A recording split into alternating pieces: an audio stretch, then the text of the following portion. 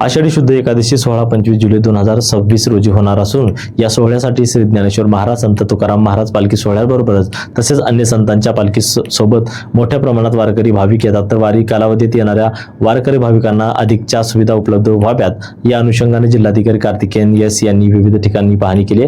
यावेळी त्यांनी वखारी पालखी तळावर पालखी सोहळे तसेच वारकरी भाविकांना देण्यात येणाऱ्या सोयी सुविधांची माहिती घेतली। यामध्ये पिण्याच्या पाण्याची सुविधा, पाणी पुरवठा, स्वच्छता आणि आपत्कालीन कक्ष, विविध विद्युत व्यवस्था, शौचालय आदी बाबतीची माहिती घेऊन सूचना दिल्या। तसेच भक्तिसागर येथे वारकरी भाविकांना देण्यात येणाऱ्या सुविधांची माहिती घेतली। तर वारी कालावधीत गर्दीवर नियंत्रण ठेवण्यासाठी वखारी येथे वॉच टॉवर उभे करावेत। तसेच भक्तिसागर येथे हाय मास्टरची संख्या वाढवावी। तसेच पायाभूत सुविधा सहज आणि सोप्या पद्धतीने भक्तांना मिळाव्यात याबाबत महत्त्वपूर्ण अशा सूचना जिल्हाधिकारी यांनी दिल्या आहेत।